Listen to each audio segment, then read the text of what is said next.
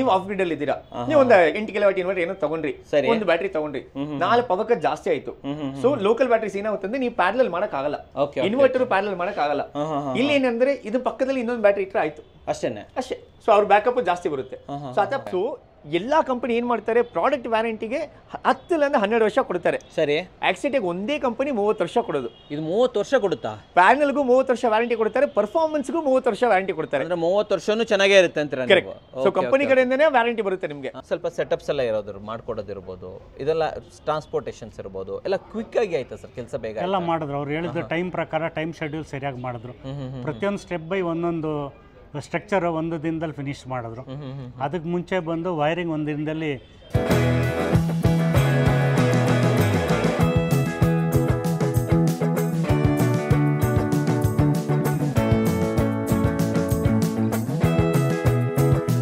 ಸಮಸ್ತ ಕನ್ನಡಿಗರಿಗೆ ನಮಸ್ತೆ ಮಾಡ್ತಿರುವಂಥ ನಾನು ನಿಮ್ಮ ಕನ್ನಡಕವರ ಬಂದಿನ ಒಂದು ಹೊಸ ಜೊತೆ ಒಂದು ಹೊಸ ಸೋಲಾರ್ ಇನ್ಫಾರ್ಮೇಷನ್ ಜೊತೆ. ಹೌದು ವೀಕ್ಷಕರೇ, ಆಲ್ರೆಡಿ ನಾನು ನಿಮಗೆ ಅನೇಕ ಸೋಲಾರ್ ಇನ್ಫಾರ್ಮೇಷನನ್ನು ತೊಗೊಂಡ್ಬಂದಿದ್ದೀನಿ, ಬೇರೆ ಬೇರೆ ಕಡೆ ಎಲ್ಲ ಇನ್ಸ್ಟಾಲ್ ಮಾಡಿರೋದನ್ನು ತೋರಿಸಿದ್ದೀನಿ. ಅದರೊಂದು ಕನ್ಫ್ಯೂಷನ್ ಏನಂತಂದರೆ, ನಮ್ಮ ಮನೆಗೆ ನಾವು ಆನ್ ಗ್ರಿಡ್ ಹಾಕಬೇಕು, ಆಫ್ ಗ್ರಿಡ್ ಹಾಕಬೇಕು, ಹೈಬ್ರಿಡ್ ಹಾಕೋಬೇಕು ಅನ್ನೋ ಕನ್ಫ್ಯೂಷನ್ ನಿಮ್ಮಲ್ಲಿ ತುಂಬ ಇರುತ್ತೆ. ಜೊತೆಯಲ್ಲಿ ನಮ್ಮ ಮನೆಗೆ ಎಷ್ಟು ಕಿಲೋವ್ಯಾಟ್ ಪರ್ಫೆಕ್ಟು ಅನ್ನೋದು ಕೂಡ ಇರುತ್ತೆ, ಎಷ್ಟು ಜಾಗ ಬೇಕು ಅನ್ನೋ ಡೌಟ್ ಕೂಡ ನಿಮಗಿರುತ್ತೆ. ಸೊ ಇಂದಿನ ವಿಡಿಯೋದಲ್ಲಿ ಇವೆಲ್ಲ ಡೌಟನ್ನು ಕೂಡ ಕ್ಲಿಯರ್ ಮಾಡ್ತೀನಿ ಅಂತ ಹೇಳ್ಬೋದು. ಆ್ಯಂಡ್ ಇವೆಲ್ಲವನ್ನು ತಿಳಿಸ್ಕೊಡೋದಕ್ಕೆ ನಮ್ಮ ಜೊತೆ ನಮ್ಮ ಸೋಲಾರ್ ಕಡೆಯಿಂದ ಏನಿದನ್ನು ಇನ್ಸ್ಟಾಲ್ ಮಾಡಿದರೆ ನಮ್ಮ ಸೋಲಾರ್ ಕಡೆಯಿಂದ ನೆಲ್ಸನ್ ಸರ್ ಇಲ್ಲೇ ಇದ್ದಾರೆ. ವೆಲ್ಕಮ್ ಅಣ್ಣ ಸರ್ನ. ಸರ್ ಬನ್ನಿ ಸರ್. ನಮಸ್ತೆ ನಮಸ್ತೆ ನಮಸ್ತೆ ಸರ್, ಚೆನ್ನಾಗಿದ್ದೀರಾ? ಎಸ್ ಸರ್, ಎಲ್ಲ ಚೆನ್ನಾಗಿದ್ದೀನಿ ಸರ್. ಸರ್ ಇವಾಗ ಮೊದಲೇದಾಗಿ ಈ ಮನೆಯಲ್ಲಿ ಹಾಕಿರುವಂಥದ್ದು ಯಾವುದು ಸರ್? ಇಲ್ಲಿಗೆ ಇವತ್ತು ನಾವು ಫಸ್ಟ್ ಟೈಮ್ ತೋರಿಸ ಏನಂದ್ರೆ ಇದು off grid setup, pure off grid setup complete. Yes, ಆದರೆ ಯೂಸ್ ಮಾಡಿರೋ ಇನ್ವರ್ಟರ್ ಬಂದು ಹೈಬ್ರಿಡ್ ಸೆಟಪ್. ಯಾಕೆ? ರೀಸನ್ ಏನು ಸರ್, ತುಂಬ ಕಸ್ಟಮರ್ಸ್ ನೋಡಿ ಇವಾಗ ಬ್ಯಾಂಗ್ಳೂರ್ ಆಗಲಿ, ಬ್ಯಾಂಗ್ಳೂರ್ ಔಟ್ಸ್ಕರ್ಟ್ಸ್ ಆಗಲಿ ಮನೆಯೆಲ್ಲ ಕಟ್ತಾರೆ, ಬಟ್ ಸ್ವಲ್ಪ ಕರೆಂಟ್ ಸಮಸ್ಯೆ ಇರುತ್ತೆ. ವಿಲೇಜ್ ಕರೆಂಟ್ ಬರುತ್ತೆ, 3 ಫೇಸ್ ಸಮ್ ಟೈಮ್ ಕೊಡ್ತಾರೆ, ಅದರಲ್ಲಿ ಒಂದು 6-7 ಅವರ್ಸ್ 3 ಫೇಸ್ ಬರುತ್ತೆ, ಆಮೇಲೆ ಸಿಂಗಲ್ ಫೇಸ್ ಬರುತ್ತೆ. ಸೊ ಕಸ್ಟಮರ್ ಏನು ಮಾಡ್ತಾರೆ, ಆಟೋಮೆಟಿಕ್ ಆಫ್ ಗ್ರಿಡ್ ಇನ್ವರ್ಟರ್ ಹಾಕೊಳ್ತಾರೆ, ಯಾಕಂದ್ರೆ ಕರೆಂಟ್ಲಿ ಅದು ಸಾಕಂತ ಹಾಕ್ತಾರೆ. ಆಮೇಲೆ ಏನಾಗುತ್ತೆ, ಸ್ವಲ್ಪ ವರ್ಷ ಆಮೇಲೆ ಬೆಸ್ಕಾಮ್ದೆಲ್ಲ ಸರಿಯಾಗುತ್ತೆ, ಓಕೆ, ಲೈನ್ ಬರುತ್ತೆ ಕರೆಕ್ಟಾಗಿ, ಆವಾಗ ಎಕ್ಸ್ಪೋರ್ಟ್ ಮಾಡ್ಬೋದು. ಆದರೆ ಆ ಇನ್ವರ್ಟರ್ ಕೆಪಾಸಿಟಿ ಇರಲ್ಲ, ಯಾಕಂದ್ರೆ ಅದು ಆಫ್ ಗ್ರಿಡ್ ಅಂದ್ರೆ ಅದು ಬರೀ ನೀವು ಜನರೇಟ್ ಮಾಡಿ ನಿಮಗೆ ಮಾತ್ರ ಯೂಸ್ ಮಾಡ್ಬೋದು, ನೀವು ಎಕ್ಸ್ಪೋರ್ಟ್ ಮಾಡಕ್ಕಾಗಲ್ಲ. ಸೊ ಆಮೇಲೆ ಅದರಲ್ಲಿ ಚೇಂಜಸ್ ಏನು ಮಾಡಕ್ಕಾಗಲ್ಲ ಸರ್, ಇನ್ವರ್ಟರ್ ಏನು ಮಾಡಕ್ಕಾಗಲ್ಲ. ಸೊ ನನ್ನ ಸಜೆಷನ್ ಏನು ಕಸ್ಟಮರ್ಸ್ಗೆ, ನೀವು ತಗೊಳ್ಳುವಾಗನೇ ಹೈಬ್ರಿಡ್ ಇನ್ವರ್ಟರ್ ನ ತಗೊಳ್ಬೇಕು. ಆವಾಗ ಏನಾಗುತ್ತೆ, ನೀವು ಕರೆಂಟ್ಲಿ ಆಫ್ ಗ್ರಿಡ್ ತರ ಯೂಟಿಲೈಸ್ ಮಾಡಿ. ನೆಕ್ಸ್ಟ್ ಬೆಸ್ಕಾಮ್ ಎಲ್ಲ ಸಮಸ್ಯೆ ಸರಿ ಆಗಿದ ಮೇಲೆ ನಿಮ್ದೆಲ್ಲ ಮೀಟ್ ಎಲ್ಲ ಬಂದ ಆಮೇಲೆ ನೀವು ಬೇಕಾದ್ರೆ ಎಕ್ಸ್ಪೋರ್ಟ್ ಮಾಡಬಹುದು. ಸೊ ನಿಮಗೆ ಡಬಲ್ ಇನ್ವೆಸ್ಟ್ಮೆಂಟ್ಸ್ ಇರಲ್ಲ. ಇನ್ವೆಸ್ಟ್ ಮಾಡೋದು ಒಂದೇ ಸತಿ ಹೈಬ್ರಿಡ್ ಇನ್ವರ್ಟರ್ ಇನ್ವೆಸ್ಟ್ ಮಾಡ್ಬೇಕಂತಾನೆ ಈ ವಿಡಿಯೋ ಇವತ್ತು ಶೆಡ್ಯೂಲ್ ಆಗಿತ್ತು. ಒಳ್ಳೇದಂತ ಹೇಳ್ತೀರಾ? Yes sir. ಇನ್ನು ಕಿಲೋವ್ಯಾಟ್ ವೈಸ್ ಹೋಗಬೇಕು ಅಂತಂದ್ರೆ ಇದು ಎಷ್ಟು ಕಿಲೋವ್ಯಾಟ್ ಸರ್? ಇದು ಸರ್ ಇವತ್ತು ನಾವು ಮಾಡ್ತಾ ಇರೋ ಒಂದು 10 ಕಿಲೋವ್ಯಾಟ್ ಪ್ರಾಜೆಕ್ಟ್ ಇದು. ಸೊ ಕರೆಂಟ್ಲಿ ಅವ್ರು ಆಫ್ ಗ್ರಿಡ್ ಇರೋದ್ರಿಂದ 5 ಕಿಲೋವ್ಯಾಟ್ ಪ್ಯಾನಲ್ಸ್ ಹಾಕಿದೀವಿ, 10 ಕಿಲೋವ್ಯಾಟ್ ಇನ್ವರ್ಟರ್ ಮತ್ತೆ 5 ಕಿಲೋವ್ಯಾಟ್ ಅವ್ರ ಬ್ಯಾಟರಿ ಹಾಕಿದೀವಿ ಅವ್ರಿಗೆ. ಸೊ ಇದ್ರ ಬಗ್ಗೆ ಇನ್ನೂ ಡೀಟೇಲ್ ಆಗಿ ಇನ್ಫಾರ್ಮ್ ಮಾಡ್ತೀನಿ. ಅದ್ರ ಮುಂಚೆ ಬೇಸಿಕ್ ಸರ್, ನಮ್ಮ ಆಫೀಸ್ ಇರೋದು ಎಲೆಕ್ಟ್ರಾನಿಕ್ ಸಿಟಿ ಬ್ಯಾಂಗ್ಳೂರಲ್ಲಿ. ಸೊ ಕರೆಂಟ್ಲಿ ಬರೀ ಬ್ಯಾಂಗ್ಳೂರ್ ಕಸ್ಟಮರ್ಸ್ ಮಾತ್ರ ಮಾಡ್ತಾ ಇದೀವಿ, ನಾವು ಹೊರಗಡೆ ಮಾಡ್ತಾ ಇಲ್ಲ ಕರೆಂಟ್ಲಿ. ಸೆಕೆಂಡ್ ಥಿಂಗ್, ಈ ವಿಡಿಯೋ ನೋಡೋರು ಗೃಹ ಜ್ಯೋತಿ ಇರೋರಿಗೆ ಸೆಟ್ ಆಗಲ್ಲ ಇದು, ಯಾಕಂದ್ರೆ ಫ್ರೀ ಕರೆಂಟ್ ಇದೀರಾ, ಫ್ರೀ ಕರೆಂಟ್ ಆರಾಮಾಗಿರಿ. ಯಾರು ಕರೆಂಟ್ ಬಿಲ್ ಜಾಸ್ತಿ ಕಟ್ತಾರೆ ಅವ್ರಿಗೆ ಮಾತ್ರ ಇದು ಕಾನ್ಸೆಪ್ಟ್ ವರ್ಕೌಟ್ ಆಗುತ್ತೆ. ನಿಮ್ಮ ಪ್ರಕಾರ ಎಷ್ಟು ಸರ್? ಹಂಗಲ್ಲ ಸರ್, ಇವಾಗ ನೋಡಿ, ಇವಾಗ ನಿಮಗೆ ಕರೆಂಟಿನ ಸಮಸ್ಯೆ ಇದೆ, ಟೆಂಪರರಿ ಕನೆಕ್ಷನ್ ಇಲ್ಲಿ ಇದ್ದೀರಾ, ಆ ತರ ಇರುವಾಗ ನೀವು ಒಂದು 3,000-5,000 ಕೊಟ್ಟು ನಿಮಗೆ ಬೇರೆ ಆಪ್ಷನ್ ಇಲ್ಲ, ಯಾಕಂದ್ರೆ ಟೆಂಪರರಿ ಬಿಲ್ ಬರುವಾಗ ಜಾಸ್ತಿ ಇರುತ್ತೆ ನಿಮಗೆ. ಹಂಗಾಗಿ ನೀವು ಖಂಡಿತ ಆಫ್ ಗ್ರಿಡ್ ಸೆಟಪ್ ಹೋಗ್ತೀರಾ. ಬಟ್ ಇನ್ವರ್ಟರ್ ಏನ್ ಮಾಡ್ಬೇಕು, ಆಫ್ ಗ್ರಿಡ್ ತಗೊಳ್ಬಹುದು, ಈ ತರ ಹೈಬ್ರಿಡ್ ತಗೊಳ್ಬೇಕು, ಆವಾಗ ನೆಕ್ಸ್ಟ್ ಎಕ್ಸ್ಪೋರ್ಟ್ ಈಸಿ ಆಗುತ್ತೆ. ಥರ್ಡ್ ಏನಂದ್ರೆ, ಇದು ಬಂದ್ಬಿಟ್ಟು ಕಂಪ್ಲೀಟ್ ಆಫ್ ಗ್ರಿಡ್ ಬರೋದ್ರಿಂದ ಇದೆಲ್ಲ ಸಬ್ಸಿಡೀಸ್ ಎಲ್ಲ ಏನು ಬರಲ್ಲ ಆಫ್ ಗ್ರಿಡ್ಗೆ. ಇದು ಪ್ಯೂರ್ ನಾನ್ ಸಬ್ಸಿಡಿ ಪ್ರಾಜೆಕ್ಟ್ಸ್ ಇದೆಲ್ಲ. Okay okay. ಸಬ್ಸಿಡಿ ಬರಬೇಕು ಅಂದ್ರೆ ಯಾವ್ದು ಮಾಡಬೇಕಾಗುತ್ತೆ? ಆನ್ ಗ್ರಿಡ್ ಇಲ್ಲ ಅಂದ್ರೆ ಹೈಬ್ರಿಡ್ ಹೋಗ್ಬೇಕು. ಹೈಬ್ರಿಡ್ ಹೋಗ್ಬೇಕಾಗುತ್ತೆ. Okay okay sir. ಆಮೇಲೆ ಎಷ್ಟು ಕಿಲೋವ್ಯಾಟ್ ಯಾರಿಗೆ ಸರಿ ಅಂತ ಹೇಳ್ತೀರಾ? ಸರ್ ಮೇನ್ ಇರೋದು ಏನಂದ್ರೆ ಸ್ಯಾಂಕ್ಷನ್ ಲೋಡ್ ಮೇಲೆ ಡಿಪೆಂಡ್ ಆಗುತ್ತೆ. ಸೊ ಇವಾಗ ಸ್ವಲ್ಪ ಜನ 3 ಕಿಲೋವ್ಯಾಟ್ ಇರ್ತಾರೆ, 5 ಇರ್ತಾರೆ, ಇಲ್ಲಾಂದ್ರೆ 8 ಇರ್ತಾರೆ, 10 ಕಿಲೋವ್ಯಾಟ್ ಇರುತ್ತೆ, ಅದರಲ್ಲಿ ಸಿಂಗಲ್ ಫೇಸ್ ಬರುತ್ತೆ, 3 ಫೇಸ್ ಬರುತ್ತೆ. ಸೊ ನಿಮ್ದು ನೀಡ್ ರಿಕ್ವೈರ್ಮೆಂಟ್ ಏನಿದೆ ಅದರ ಪ್ರಕಾರ ನಾವು ಪ್ಯಾಕೇಜ್ ಕೊಡ್ತೀವಿ. ಓಕೆ. ಇನ್ನೊಂದು ನನ್ನ ಡೌಟ್ ಏನಂತಂದ್ರೆ, ನೀವು ಲಾಸ್ಟ್ ಟೈಮ್ ಹೇಳಿದ್ರಿ ಸರ್, ಈಗ ಕಾರ್ ಆಗಲಿ ಎಲೆಕ್ಟ್ರಿಕಲ್ ವೆಹಿಕಲ್ ಚಾರ್ಜ್ ಮಾಡ್ಬೇಕಂದ್ರೆ ಬ್ಯಾಟ್ರಿಯಿಂದ ಬ್ಯಾಟ್ರಿ ಚಾರ್ಜ್ ಮಾಡಕ್ ಆಗೋದಿಲ್ಲ ಅಂತ ಹೇಳ್ತಿದ್ದಾರೆ. ಆದ್ರೆ ಬೆಳಗ್ಗೆ ಟೈಮಲ್ಲೇ ನಾವು ಡೈರೆಕ್ಟ್ ಸೋಲಾರ್ ಇಂದನೇ ಚಾರ್ಜ್ ಮಾಡ್ಕೊಡ್ತೀವಿ ಅಂದ್ರೆ ಆಗುತ್ತಾ? ಸರ್ ಆಗುತ್ತೆ. ಏನಾಗುತ್ತೆ ನೋಡಿ, ಸ್ಲೋ ಚಾರ್ಜರ್ ಕಣ್ಮುಚ್ಕೊಂಡು ಆಗುತ್ತೆ. ಫಾಸ್ಟ್ ಚಾರ್ಜರ್ ಏನಾಗುತ್ತೆ, ಮಿನಿಮಮ್ ಬರುತ್ತೆ 7.5 ಕಿಲೋವ್ಯಾಟ್ ಬರುತ್ತೆ. ಬೇಡ ಬೇಡ, ಫಾಸ್ಟ್ ಚಾರ್ಜರ್ ಮನೇಲಿ ಸ್ಲೋ ಚಾರ್ಜರ್ ಆಗುತ್ತೆ ಸರ್. ಸ್ಲೋ ಚಾರ್ಜರ್ ಕಿಲೋವ್ಯಾಟ್ ಆಗ್ತೀವಿ ಅನ್ಕೊಳ್ಳೋಣ. ಸ್ಲೋ ಚಾರ್ಜರ್ 2.5 ಕಿಲೋವ್ಯಾಟ್ ಬರುತ್ತೆ, ಕಣ್ಮುಚ್ಕೊಂಡು ಸೋಲಾರ್ ಇಂದನೇ ಡೇ ಟೈಮಲ್ಲಿ ಚಾರ್ಜ್ ಮಾಡ್ಕೋಬಹುದು ಆರಾಮಾಗಿ. ಇದೊಂದು ಒಳ್ಳೆ ಐಡಿಯಾ ನಿಮ್ದು. ಬೆಳಗ್ಗೆನೆ ಸೋಲಾರ್ ಅಂದ್ರೆ ಬೆಳಗ್ಗೆ ಕೆಲಸ ಇರುತ್ತೆ ಬಿಡಿ, ಏನು ಮಾಡೋಕ್ಕಾಗೋದಿಲ್ಲ. ಒಂದು 5 ಗಂಟೆಗೆ ಬರ್ತೀರಾ, 4 ಗಂಟೆಗೆ ಮನೆಗೆ ಬರ್ತೀರಾ ಅಂತಂದ್ರೆ 4 ರಿಂದ 6 ಗಂಟೆ ತನಕ ಒಂದು 2 ಅವರ್ ಚಾರ್ಜ್ ಮಾಡ್ತಾರೆ ಆರಾಮಾಗಿ ಸರ್. ಸರ್ದಿಂದಾನೇ ಚಾರ್ಜ್ ಆಗುತ್ತೆ, ಏನು ತೊಂದರೆ ಇಲ್ಲ ಅಂತ ಹೇಳ್ತಾರೆ. ಹೇಳ್ತೀರಾ, ಆಮೇಲೆ ಪವರ್ ಇಂದ ಹೋಗ್ಲಿ, ತೊಂದರೆ ಇಲ್ಲ, correct. ಅಲ್ವಾ? ಸರಿ, ಇವಾಗ ಒಂದು ಕೆಲಸ ಮಾಡೋಣ, ಫಸ್ಟ್ ನೋಡ್ಕೊಂಡ್ ಬಂದ್ಬಿಡೋಣ, Yes, sir. ಆಮೇಲೆ ಹೆಚ್ಚಿನ ಮಾತುಕತೆ Done, ಮಾಡೋಣ. sir, sure. ಬನ್ನಿ ನೋಡೋಣ. Yes sir. ಸರ್, ಇದ್ರ ಬಗ್ಗೆ ಹೇಳಿ, ಟೆಕ್ನಿಕಲ್ ಡೀಟೇಲ್ಸ್ ಕೊಡಿ, ಏನೇನ್ ಮಾಡಿದ್ದೀರಾ? ಫಸ್ಟ್ ಇದು ಬಂದು 10 ಕಿಲೋವಾಟ್ ಡೇ ಇನ್ವರ್ಟರ್ ಸರ್ ಇದು. ಹಾ. ಸೊ ಇದು ಒಂದು ಇಂಪೋರ್ಟೆಡ್ ಡೇ ಅನ್ನೋದು ನೀವು ನೋಡಿರ್ತೀರ ವಿಡಿಯೋ, ಇದೆ ರೆಗ್ಯುಲರ್ ಹಾಕ್ತೀವಿ. ಇದು ಇನ್ವರ್ಟರ್, ಇದು ಬಂದ್ಬಿಟ್ಟು ಬ್ಯಾಟ್ರಿ ಸೇಮ್ ಡೇ ಇದೆ, 5 kilowatt lithium ferrophosphate battery. Okay. So ಈ ಇನ್ವರ್ಟರ್ 10 ವರ್ಷ ವ್ಯಾರಂಟಿ ಇರುತ್ತೆ, ಈ ಬ್ಯಾಟ್ರಿಗೆ 10 ಇಯರ್ಸ್ ವ್ಯಾರಂಟಿ, ಇಲ್ಲಾಂದ್ರೆ 6000 cycles which ever comes first ಇರುತ್ತೆ. ಸೊ ಡೈಲಿ ಒಂದು ಸೈಕಲ್ ಲೆಕ್ಕ ಇಟ್ಟರು 10 ವರ್ಷ ಕಣ್ಣು ಮುಚ್ಕೊಂಡು ಬಂದ್ಬಿಡುತ್ತೆ. 10 ವರ್ಷ ಬರುತ್ತೆ. ಸರ್, ಡೌಟ್ಸ್ ಇದೆ ನನಗೆ. ಹೇಳಿ sir. ಲೈಕ್ 10 ಕಿಲೋವಾಟ್ ಇನ್ವರ್ಟರ್ ಹಾಕಿದ್ದೀರಾ, ಹೌದು sir. ಬ್ಯಾಟ್ರಿ ಯಾಕೆ 5 ಕಿಲೋವಾಟ್ ಹಾಕಿದ್ದೀರಾ? ಸರ್ ಆಕ್ಚುಲಿ ಇಲ್ಲಿ ಬಂದ್ಬಿಟ್ಟು ಲೋಡ್ 5 ಕಿಲೋವಾಟ್ ಇಂತ ಕಡಿಮೆ ಇದೆ, ಹಂಗಾಗಿ ಒಂದು ಬ್ಯಾಟ್ರಿ ಹಾಕಿದೀನಿ. ಬಟ್ 10 ಕಿಲೋವಾಟ್ ಯಾಕೆ ಕೊಟ್ರಿ? ಯಾಕಂದ್ರೆ ಲೋಡ್ 5 ಕಿಲೋವಾಟ್ ಕೊಡಬಹುದು. ಇಲ್ಲ ಸರ್, ಹಂಗಿಲ್ಲ, ಫ್ಯೂಚರ್ಗೆ ಇದು ಆಫ್ ಗ್ರಿಡ್ ಸೆಟಪ್ ಸರ್. ಇವಾಗ ನಾನು ಪ್ಯಾನಲ್ ತೋರಿಸಿ ನೋಡಿ, ಅರ್ಧ ಮಾತ್ರ ಹಾಕಿದೀನಿ, ಮಿಕ್ಕಿದಂತ ಹಾಕಿಲ್ಲ, ಲೆಗ್ಸ್ ಎಲ್ಲ ಹಾಕ್ಬಿಟ್ಟಿದೀನಿ. Okay. So customer future export ಮಾಡಬೇಕಾದ್ರೆ ಸೇಮ್ ಸೆಟಪ್ ಅಲ್ಲಿ ಹಂಗೆ ಮಾಡ್ಬೋದು. Okay okay okay okay okay. ಅರ್ಥ ಮಾಡಿ. ಫಾರ್ ಎಕ್ಸಾಂಪಲ್ ಇವಾಗ ನೀವು ಸದ್ಯಕ್ಕೆ ಅಷ್ಟು ಕನ್ಸಂಪ್ಷನ್ ಇಲ್ಲ ಸರ್ ನಿಮ್ಗೆ, ನೀವು ಆಫ್ ಗ್ರಿಡ್ ಅಲ್ಲಿ ಇದ್ದೀರಾ, ನೀವು ಒಂದು 8 ಕಿಲೋವಾಟ್ ಇನ್ವರ್ಟರ್ ಏನೋ ತಗೊಂಡ್ರಿ, ಒಂದು ಬ್ಯಾಟ್ರಿ ತಗೊಂಡ್ರಿ, ನಾಳೆ ಪವರ್ ಕಟ್ ಜಾಸ್ತಿ ಆಯ್ತು. ಸೊ ಲೋಕಲ್ ಬ್ಯಾಟ್ರೀಸ್ ಏನಾಗುತ್ತಂದ್ರೆ ನೀವು ಪ್ಯಾರಲಲ್ ಮಾಡಕ್ ಆಗಲ್ಲ, ಇನ್ವರ್ಟರ್ ಪ್ಯಾರಲಲ್ ಮಾಡಕ್ ಆಗಲ್ಲ. ಇಲ್ಲಿ ಏನಂದ್ರೆ ಇದು ಪಕ್ಕದಲ್ಲಿ ಇನ್ನೊಂದು ಬ್ಯಾಟ್ರಿ ಇಟ್ಟರೆ ಆಯ್ತು, ಅಷ್ಟೇನೆ. ಅಷ್ಟೇ. ಸೊ ಅವ್ರ ಬ್ಯಾಕಪ್ ಜಾಸ್ತಿ ಬರುತ್ತೆ. ಸೊ ಅದ ಪ್ಯಾರಲಲ್ ಮಾಡಬಹುದು. ಇದೊಂದು ಅಡ್ವಾಂಟೇಜ್ ಡೇ ನಲ್ಲಿ ಇರೋದು. ಸೊ ನೀವು ಎಷ್ಟು ಬ್ಯಾಟ್ರೀಸ್ ಬೇಕಾದ್ರೆ ಪ್ಯಾರಲಲ್ ಮಾಡಬಹುದು. ಇನ್ವರ್ಟರ್ ಸೇಮ್ ಒಂದೇ ಇನ್ನೊಂದು ಇನ್ವರ್ಟರ್ ಪ್ಯಾರಲಲ್ ಮಾಡಬಹುದು, ಸೇರಿಸ್ಕೋಬಹುದು. ಆಫ್ ಗ್ರಿಡ್ ಕಾನ್ಸೆಪ್ಟ್ ಅದು ಆಗಲ್ಲ. ಆಮೇಲೆ ಡೇ ಯಾಕೆ, ಕಂಪನಿ ಯಾಕೆ ಇದೇನು ಡೇ ಎಂತಕ್ಕಂದ್ರೆ ಸರ್ವಿಸ್ ಸೆಂಟರ್ ಬ್ಯಾಂಗ್ಳೂರ್ ಕೆಂಗೇನರ್ ಇದೆ, ಅದು ಒಂದೇ ಮೇನ್ ರೀಸನ್. ಯಾವತ್ತು ನೋಡಿ ಸರ್ವಿಸ್ ಸೆಂಟರ್ ಹತ್ರ ಇರೋದೇ ತಗೊಳ್ಬೇಕು. ಈಗ ನಾವು ಈ ಫೀಲ್ಡ್ ಅಲ್ಲಿ ಇದೀವಿ, ನಮಗೂ ಹೊಡ್ತಾ ಬಿದ್ದೆ ತುಂಬಾ, ನಾನು ಇಲ್ಲ ಅನ್ನಲ್ಲ, ಆದ್ರೆ ಸರ್ವಿಸ್ ಸೆಂಟರ್ ಪಕ್ಕ ಇದ್ರೆ ನಿಮ್ಗೆ ತಲೆನೋವಿರಲ್ಲ, ಸಮಸ್ಯೆ ಇರಲ್ಲ. ಬೆಸ್ಟ್ ಇದು. ಹಾ ಸರ್, ಯಾವತ್ತು ಸರ್ವಿಸ್ ಅಕ್ಕಪಕ್ಕ ಇರೋದೇ ತಗೋ. ಈಗ ನಾನು ಬ್ಯಾಂಗ್ಳೂರ್ ಮಾತ್ರ ಅಂತೀನಿ, ಹೊರಗಡೆ ಇಲ್ಲ ಅಂತೀನಿ. ರೀಸನ್ ಏನಂದ್ರೆ ಎಲ್ಲಿ ಯಾವ ಊರಲ್ಲಿ ಇದ್ರು ಸರ್ವಿಸ್ ತಿರ್ಗಾ ಬ್ಯಾಂಗ್ಳೂರೇ ಬರಬೇಕು. ಕರೆಕ್ಟ್. ಹಂಗಾಗಿ ನಾವಿಲ್ಲ, ಬ್ಯಾಂಗ್ಳೂರ್ ಮಾತ್ರ ಇನ್ಫಾರ್ಮ್ ಮಾಡ್ತೀವಿ. Okay okay. ಸೊ ಇನ್ವರ್ಟರ್ ಬಗ್ಗೆ ಸರ್, ಇದು 10,000 ಕಿಲೋವಾಟ್ ಲೋಡ್ ಇರೋದು ಇನ್ವರ್ಟರ್. ಸೊ ಕಂಪ್ಲೀಟ್ 10,000 ವ್ಯಾಟ್ ಆಗ್ಬೋದು. ಸೊ ಇಲ್ಲಿ ಬಂದ್ಬಿಟ್ಟು ಅವ್ರ ಮನೆ ಪೂರ್ತಿ ಕನೆಕ್ಷನ್ ಇದರಲ್ಲೇ ಕೊಟ್ಟಿದೀವಿ. ಸೊ ನೀರಿನ ಮೋಟರ್ ಆಗ್ಲಿ, ಲಿಫ್ಟ್ ಆಗ್ಲಿ, ಮತ್ತೆ ACs ಆಗ್ಲಿ, ಇಂಡಕ್ಷನ್, ಓವನ್, ಡಿಶ್ ವಾಷರ್ ಏನ್ ಹಾಕೋದು ಕಂಪ್ಲೀಟ್ ಮನೆ ಇದರಲ್ಲೇ ರನ್ನಿಂಗ್ ಇರುತ್ತೆ ನಿಮಗೆ. ಸೊ ಇದ್ರಲ್ಲಿ ಏನು ಸಮಸ್ಯೆ ಇಲ್ಲ. ಮತ್ತೆ ಇದು ಆಪ್ ಬೇಸ್ ಇರೋದ್ರಿಂದ ನಿಮ್ಮ ಮೊಬೈಲ್ ಅಲ್ಲೆಲ್ಲ ಮಾನಿಟರ್ ಮಾಡ್ಕೊಳ್ಬಹುದು, ನೋಡ್ಕೋಬಹುದಾ? ಇಲ್ಲಿ ಕರೆಂಟ್ಲಿ ನೋಡಿ, ನೀವು ಇಲ್ಲಿ ನೋಡ್ಬೋದು ಅವ್ರ ಕನ್ಸಂಪ್ಷನ್ ಬಂದ್ಬಿಟ್ಟು ಆಲ್ಮೋಸ್ಟ್ 1 ಕಿಲೋವಾಟ್ ಇದೆ. ಓಕೆ. ಸೊ ಸೋಲಾರ್ ಇಂದ ಬರೋದು ಹಂಗೆ ಎಕ್ಸ್ಪೋರ್ಟ್ ಆಗ್ತಾ ಇದೆ. ನೀವು ಕರೆಂಟ್ ಇದೆ 0.01 ಇದೆ. ಸೊ ಆಫ್ ಗ್ರಿಡ್ ಕಾನ್ಸೆಪ್ಟ್ ಏನಂದ್ರೆ ಕರೆಂಟ್ ಇದ್ರೂ ನೋಡಿ ಸೋಲಾರ್ ಇಂದಾನೇ ರನ್ನಿಂಗ್ ಇದೆ, ಬ್ಯಾಟ್ರಿ ಆಲ್ರೆಡಿ 100% ಇದೆ. Okay okay okay. ಅಂದ್ರೆ ನಮಗೆ ಪವರ್ ಬಿಲ್ ಕಮ್ಮಿ ಬರುತ್ತೆ. ಕರೆಕ್ಟ್ ಕಾನ್ಸೆಪ್ಟ್ ಅಷ್ಟೇ ಸರ್. ಏನಾಗುತ್ತೆ ನೋಡಿ, ಇದರಲ್ಲಿ ಸೆಟ್ಟಿಂಗ್ಸ್ ಅಲ್ಲಿ ನೀವು ಯಾವ ತರ ಬೇಕೋ ಆಟ ಆಡ್ಬೋದು. ಸೊ ಇವಾಗ ಇವ್ರದ್ದು ಕರೆಂಟ್ ಇದ್ರೂ ಏನಾಗ್ತದೆ, ಪ್ಯಾನಲ್ ಇಂದಾನೆ ಮ್ಯಾಕ್ಸಿಮಮ್ ಪೂರ್ತಿ ರನ್ನಿಂಗ್ ಇದೆ. ಇವಾಗ ಒಂದು 2 ಕಿಲೋವಾಟ್ ಎಕ್ಸ್ಟ್ರಾ ಆದ್ರೂ ಪ್ಯಾನಲ್ ಇಂದ ರನ್ನಿಂಗ್ ಇರುತ್ತೆ. ನೆಕ್ಸ್ಟ್ ಇನ್ನೊಂದು ಸ್ವಲ್ಪ ಜಾಸ್ತಿ ಆಯ್ತು ಲೋಡು, ಸ್ವಲ್ಪ ತೀರಾ ಮಳೆ ಮೋಡ ಇದೆ, ಪ್ಯಾನಲ್ಸ್ ಕಡಿಮೆ ಆಯ್ತು ಅಂದ್ರೆ ನೆಕ್ಸ್ಟ್ ಬ್ಯಾಟ್ರಿ ಬರುತ್ತೆ. ಸೆಟ್ಟಿಂಗ್ಸ್ ಅಲ್ಲಿ ಬ್ಯಾಟ್ರಿ ಕೊಟ್ಟಿರ್ತೀವಿ, ಇದರಿಂದ ಡಿಸ್ಚಾರ್ಜ್ ಆಗಬೇಕು, ಥರ್ಡ್ ಕರೆಂಟ್ ಬರುತ್ತೆ. ಸೊ ಈ ಕಾನ್ಸೆಪ್ಟ್ ಅಲ್ಲಿ ಕಂಪ್ಲೀಟ್ ಸೆಟಪ್ ರನ್ನಿಂಗ್ ಇರುತ್ತೆ. ಸೊ ಅದಕ್ಕೆ ಹೇಳಿದ್ ನಾನು, ಬೆಳಗ್ಗೆ ಟೈಮ್ ಅಲ್ಲಿ ನಾವು ಎಲೆಕ್ಟ್ರಿಕಲ್ ಕಾರ್ ಬೇಕಾದ್ರೆ ಡೈರೆಕ್ಟ್ ಆಗಿ ಚಾರ್ಜ್ ಮಾಡಿ, ಡೈರೆಕ್ಟ್ ಆಗಿ ನೀವು ಚಿಕ್ಕ, ಯಾಕಂದ್ರೆ 2.5 ಕಿಲೋವಾಟ್ ಚಾರ್ಜ್ ಬರುತ್ತೆ ಸರ್. ಬೈಕ್ ಅಷ್ಟೇ, ಇದ್ರಲ್ಲಿ ಆರಾಮ ಮಾಡ್ಕೊಳ್ಬಹುದು. ಬಟ್ ಬ್ಯಾಟ್ರಿಯಿಂದ ಸಾಧ್ಯ ಇಲ್ಲ. ಇಲ್ಲ ಸರ್, ಹಂಗಲ್ಲ, ಶೇಡ್ ಮೋಡಲ್ ವರ್ಕೌಟ್ ಆಗುತ್ತೆ. Technically simple sir. ಏನೋ ಇವಾಗ ಕರೆಂಟ್ ಹೋಯ್ತು, ತೀರಾ ಮಳೆ ಮೋಡ ಇದೆ, ಇವಾಗ ಈ ಬ್ಯಾಟ್ರಿಯಿಂದ ಎಲ್ಕೊಳ್ಳುತ್ತೆ ಫುಲ್ ಆವಾಗ. ಸೊ ಆವಾಗ ಪ್ರಾಬ್ಲಮ್ ಇರುತ್ತೆ, ಯಾಕಂದ್ರೆ ಈ ಚಿಕ್ಕ ಬ್ಯಾಟ್ರಿಯಿಂದ ದೊಡ್ಡ ಬ್ಯಾಟ್ರಿ ಚಾರ್ಜ್ ಮಾಡೋ ಕಾನ್ಸೆಪ್ಟ್ ಆಗುತ್ತೆ, ಆ ಲೆಕ್ಕಕ್ಕೆ ಬರುತ್ತೆ. ಯಾಕಂದ್ರೆ ಚಾರ್ಜರ್ ಅನ್ನೋದು ಏನಾಗುತ್ತೆ, ಆ ಆಮ್ಸ್ ಪುಷ್ ಮಾಡ್ತಾನೆ ಇರುತ್ತೆ, ಅದಕ್ಕೆ ಸಪ್ಲೈ ಅಷ್ಟು ಸಿಗಬೇಕು. ಸಿಕ್ಕಿಲ್ಲ ಅಂದ್ರೆ ಏನಾಗುತ್ತೆ, ಅದು ಎರರ್ ಆಗುತ್ತೆ. ಸೊ ಹಂಗಾಗಿ ಯಾವತ್ತೂ ಬೈಕ್ ಎಲ್ಲ ಕಣ್ಮುಚ್ಕೊಂಡು ಆಗುತ್ತೆ.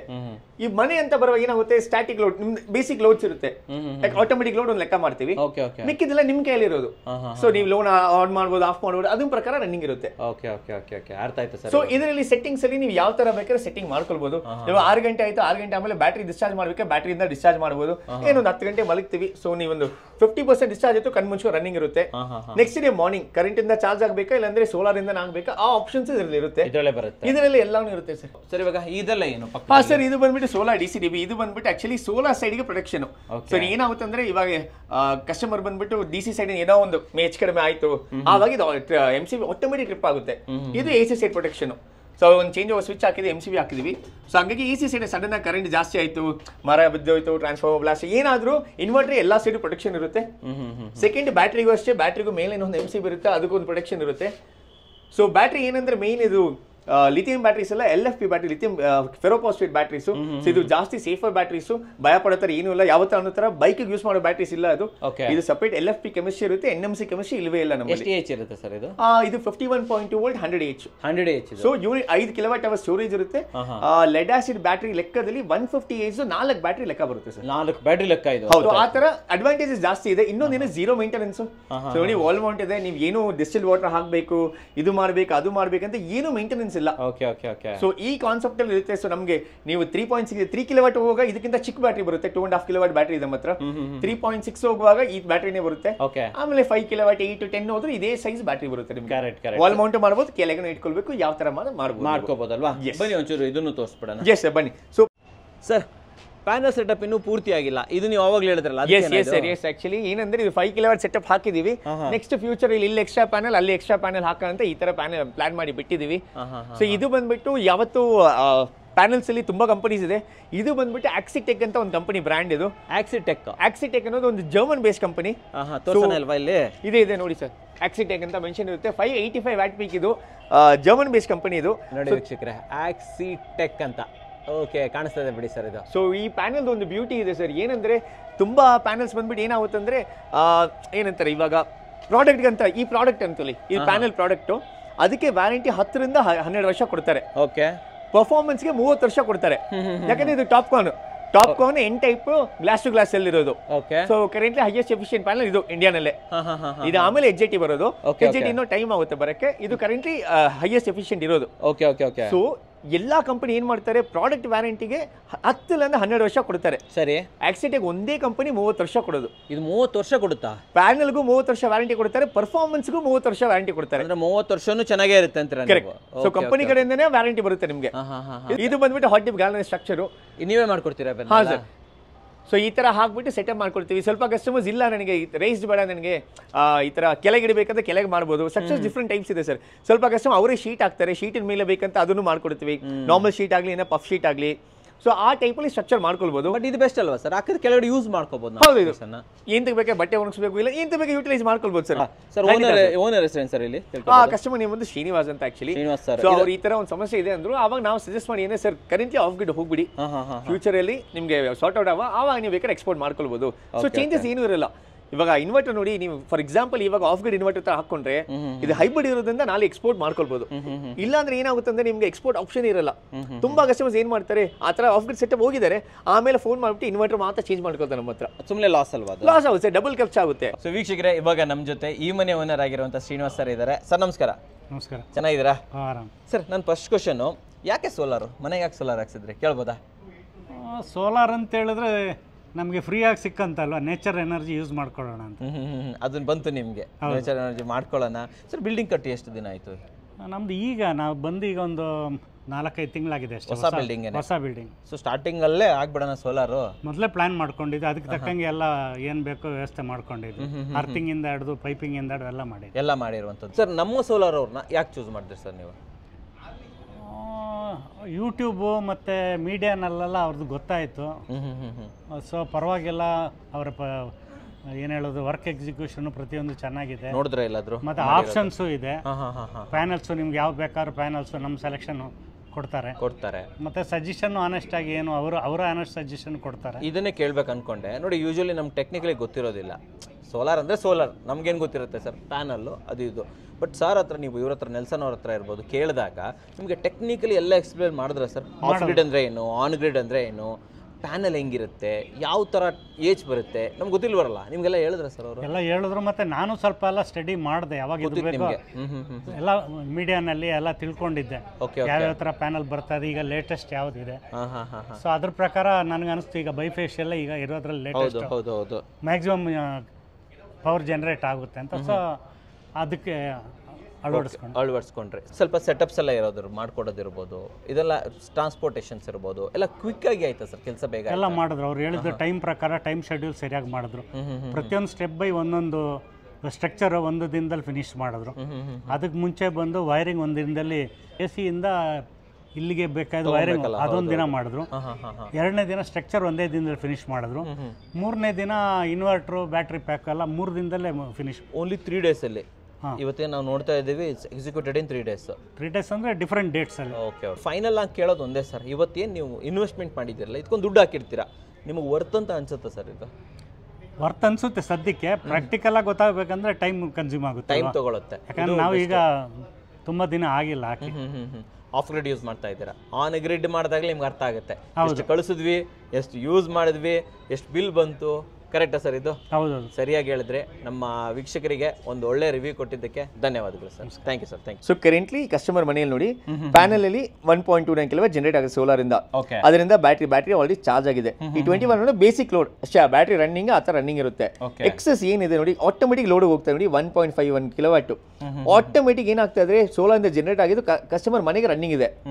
ಕರೆಂಟ್ ಇದ್ರು ನೀವು ನೋಡಿ ಗ್ರಿಡ್ ಎಷ್ಟು 1 ವ್ಯಾಟ್ ಇದೆ. ಸೊ ಏನಂದ್ರೆ ಆಫ್ ಗ್ರಿಡ್ ಇನ್ವರ್ಟರ್ ಹಂಗೆ ವರ್ಕ್ ಆಗಲ್ಲ. ಇದು ಹೈಬ್ರಿಡ್ ಇರೋದ್ರಿಂದ ಈ ತರ ಸೆಟ್ಟಿಂಗ್ ಮಾಡಿದೀವಿ ನಾವು. ಸೊ ಆಫ್ ಗ್ರಿಡ್ ಇದ್ರೆ ಈ ಕಾನ್ಸೆಪ್ಟ್ ಬರಲ್ಲ.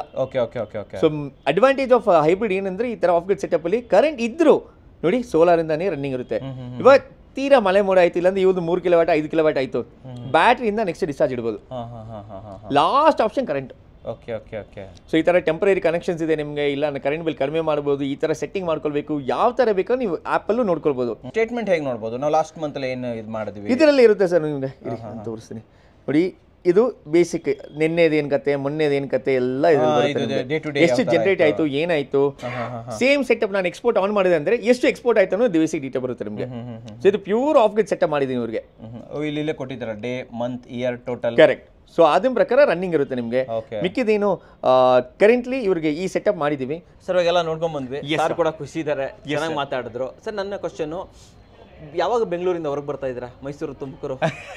ಆ ಮುಂದಿನ ವರ್ಷ ನೋಡೋಣ. ಕರೆಂಟ್ಲಿ ಹಂಗೆ ರನ್ನಿಂಗ್ ಇದೆ. ಯಾಕಂದ್ರೆ ಬ್ಯಾಂಗ್ಳೂರಲ್ಲಿ ಇವತ್ತು ನೋಡಿ ಇಲ್ಲೂ ಇದೀವಿ, ತುಂಬಾ ಮನೆ ಇದ್ದಾರೆ. ಬಟ್ ಏನಂದ್ರೆ ಜನರಿಗೆ ಗೊತ್ತಾಗ್ತಾ ಇಲ್ಲ ಈ ತರ ಸೋಲಾರ್ ಹಾಕಿದ್ರೆ ಈ ತರ ನಿಮ್ಗೆ ವರ್ಕೌಟ್ ಆಗುತ್ತೆ. ಆಕ್ಚುಲಿ ಮೇನ್ ಇರೋ ಸೋಲಾರ್ ಅಲ್ಲಿ ಏನಂದ್ರೆ ಎಜುಕೇಟೆಡ್ ಆಗಲಿ 5,000 8,000 10,000 ಕರೆಂಟ್ ಬಿಲ್ ಕಟ್ಟಿದ್ರು ಅವ್ರಿಗೆ ಆಕ್ಚುಲಿ ಇನ್ಫಾರ್ಮೇಶನ್ ಕರೆಕ್ಟಾಗಿ ಗೊತ್ತಾಗ್ತಾ ಇಲ್ಲ. ತುಂಬಾ ಕಸ್ಟಮರ್ಸ್ ನೀರಿನ ಸೋಲಾರ್ಗೂ ನಮಗೂ ಕಂಪೇರ್ ಮಾಡ್ತಾರೆ ಆಕ್ಚುಲಿ. ಇಲ್ಲ ಅವ್ರಿಗೆ ಗೊತ್ತಿಲ್ಲ, ತುಂಬಾ ಕಸ್ಟಮರ್ಸ್ ನಾಲೆಜ್ ಇಲ್ಲ ಆಕ್ಚುಲಿ.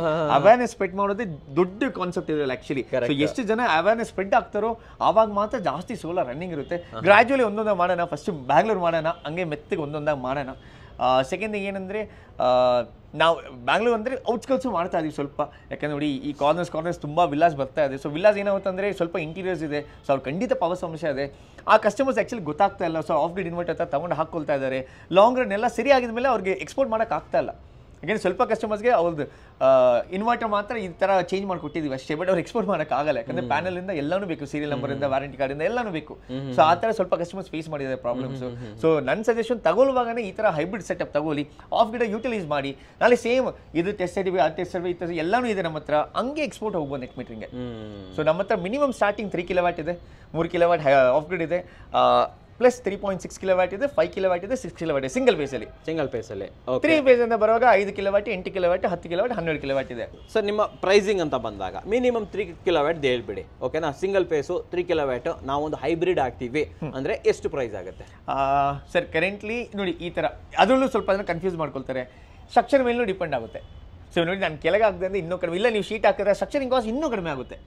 ಸೊ ಆ ಥರ ಕಸ್ಟಮರ್ ರಿಕ್ವೈರ್ಮೆಂಟ್ ಪ್ರಕಾರ ರನ್ನಿಂಗ್ ಇರುತ್ತೆ.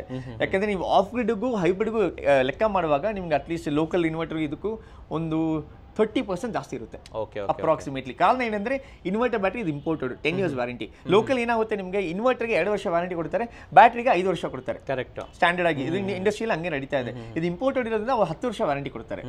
ಹಂಗಾಗಿ ಸ್ವಲ್ಪ ಪ್ರೀಮಿಯಂ ಲೆವೆಲ್ ಅಲ್ಲಿ ಬರುತ್ತೆ. ಬಟ್ ಏನಂದ್ರೆ ನಿಮ್ಗೆ 10 ವರ್ಷ ಸಮಸ್ಯೆನೇ ಇರಲ್ಲ. ನಿಮ್ಮ ಹತ್ರ ಇದೊಂದೇ ಬ್ರ್ಯಾಂಡಾ? ಡೇ ಒಂದು ಸರ್ ಕರೆಂಟ್ಲಿ ನಾನು ಮಾಡ್ತವ್ರು ಏನಂದ್ರೆ ಯಾವತ್ತು ಯಾವ ಬ್ರ್ಯಾಂಡ್ ಅಂದ್ರೂ ಸರ್ವಿಸ್ ಸೆಂಟರ್ ಬ್ಯಾಂಗ್ಳೂರ್ ಇರಬೇಕು. ಯಾಕಂದ್ರೆ ಒಂದು ಸಮಸ್ಯೆ ಆಯ್ತಾ ಇಮಿಡಿಯೇಟ್ ರೆಸಾಲ್ವ್ ಆಗಬೇಕು, ಕಸ್ಟಮರ್ಗೆ ಕಂಪ್ಲೇಂಟ್ ಬರಬಾರ್ದು ಅಷ್ಟೇ ಸರ್. ಬಂದ್ರೆ ಏನಂದ್ರೆ ಆನ್ಲೈನ್ ಫೀಚರ್ ಏನಾಗುತ್ತೆ ಅಂದ್ರೆ ಆಟೋಮೆಟಿಕಲಿ ಸಮಸ್ಯೆ ಇರಲ್ಲ, ಅಲರ್ಟ್ ಜನರೇಟ್ ಆಗುತ್ತೆ, ನಮಗೂ ಆಗುತ್ತೆ ಅವ್ರಿಗೂ ಆಗುತ್ತೆ. ಟೆಕ್ನಿಷಿಯನ್ ಅಷ್ಟೇ ಅಂತಾರೆ ಡೇ ಪಾಲಿಸಿ ಪ್ರಕಾರ ವೈಫೈ ಆನ್ ಇರಬೇಕು. ಸೊ ಯಾವ ತರ ಬೇಕಾ ಅವ್ರು ಅದರಲ್ಲೇ ಮದರ್ ಬೋರ್ಡಲ್ಲೇ ಹೋಗಿ ಮಾಡ್ಕೋಬಹುದು. ಆ ತರ ನಿಮ್ಮ ವೈಫೈ ಬೇಸಿಕ್ ಡೀಟೇಲ್ಸ್ ಕೇಳ್ತಾರೆ, ಅವರೇ ಸರಿ ಮಾಡ್ಬೋದು ಟೆಕ್ನಿಷಿಯನ್. ಇಲ್ಲಿ ಬಂದು ನಮ್ಮ ಪ್ರೆಸೆನ್ಸ್ ಇರಬೇಕಂತ ಇಲ್ಲ. ಅದೊಂದು ಆಡೆಡ್ ಅಡ್ವಾಂಟೇಜ್ ಡೇ ನಲ್ಲಿ. ಇದರಲ್ಲಿ ಯಾವ್ಯಾವ್ದು ಆಪ್ಷನ್ ಇದೆ, ಕಂಪನಿ ಆಪ್ಷನ್ಸ್? ಪ್ಯಾನಲ್ ಅಲ್ಲಿ ನಾವು ಕರೆಂಟ್ಲಿ ಇದು ಆಕ್ಸಿಟೆಕ್, ಸೊ ಹೈಯೆಸ್ಟ್ ವ್ಯಾರಂಟಿ 30 years ಇಂಡಸ್ಟ್ರಿಯಲ್ಲಿ ಕೊಡೋದು ಇವರು ಒಬ್ಬರೇ. ಪ್ರಾಡಕ್ಟ್ಗೂ ಅಷ್ಟೇ, ಪರ್ಫಾರ್ಮೆನ್ಸ್ ಅಷ್ಟೇ. ಇದನ್ನ ಬಿಟ್ಬಿಟ್ಟು ನಮ್ಮ ಹತ್ರ ವಾರಿ ಇದೆ, ಅದಾನಿ ಇದೆ, ಲೂಮ್ ಇದೆ. ಯಾವತ್ತೂ ನೋಡಿ ಪ್ಯಾನಲ್ಸ್ ಯಾವ ಕಂಪನಿ ಇದ್ರು ಓಕೆ ನಮಗೆ. ಯಾಕಂದ್ರೆ ಪ್ಯಾನಲ್ ಅಲ್ಲಿ technology maximum top one N type bifacial that ಅದ್ರ ಪ್ರಕಾರ ಇರುತ್ತೆ ನಿಮಗೆ. ವ್ಯಾರಂಟಿ ಮಾತ್ರ ಮೇಲೆ ಕೆಳಗಿದೆ, ಯಾಕಂದ್ರೆ ಪ್ರೈಸಿಂಗ್ ಎಲ್ಲ ಸೇಮ್ ಇದೆ. ಸೊ ಆಕ್ಸಿಟಿಕ್ ಒಂದೇ ಕಂಪನಿ 30 ಇಯರ್ಸ್ ಪ್ರಾಡಕ್ಟ್ ಕೊಡ್ತಾರೆ, ಪರ್ಫಾರ್ಮೆನ್ಸ್ ಕೊಡ್ತಾರೆ. ಸೊ ಇವಾಗ ನಾನೇ ಕಸ್ಟಮರ್ ಆಗಿ ಯೋಚನೆ ಮಾಡುವಾಗ ಎಲ್ಲ ಬೆಲೆ ಒಂದೇ ಇರುವಾಗ ವ್ಯಾರಂಟಿ ಜಾಸ್ತಿ ಇದೆ ತಾನೆ, ಹಂಗ್ ಲೆಕ್ಕ ಮಾಡ್ತೀನಿ. ಓಕೆ ಸರ್, ಫೈನಲ್ ಆಗಿ ಕೇಳುವಂಥದ್ದು, ನಿಮ್ಮ ಬೆಲೆಗಳು ಯಾವ ರೇಟಿಂದ ಸ್ಟಾರ್ಟ್? ತುಂಬಾ ಬರೀ ಕಮೆಂಟ್ ಆಗ್ತಾನೆ ಇರ್ತಾರೆ ಸರ್, ಪ್ರೈಸು ಅಂತ. ಸೊ ಬೆಲೆಗಳು ಯಾವ ರೇಟಿಂದ ಸ್ಟಾರ್ಟ್ ಆಗುತ್ತೆ ಅದು ಹೇಳಿ. ನಾವು ಮಿನಿಮಮ್ ಮಾಡೋದು ಇವಾಗ 3 ಕಿಲೋವ್ಯಾಟ್. 3 ಕಿಲೋವ್ಯಾಟ್ ಬೆಲೆ ಎಷ್ಟಾಗುತ್ತೆ ಹೇಳಿ ನಮಗೆ? ಆ 3 ಕಿಲೋವ್ಯಾಟ್ ಬಂದು ನಿಮ್ಗೆ ಅಪ್ರಾಕ್ಸಿಮೇಟ್ಲಿ ನೀವು ಹೈಬ್ರಿಡ್ ಹೋಗ್ತೀರಾ ಅಂದ್ರೆ 24 ವೋಲ್ಟ್. ಇದು 5 ಕಿಲೋವ್ಯಾಟ್ 48 ವೋಲ್ಟ್ ಸಿಸ್ಟಮ್, 51.2 ವೋಲ್ಟ್.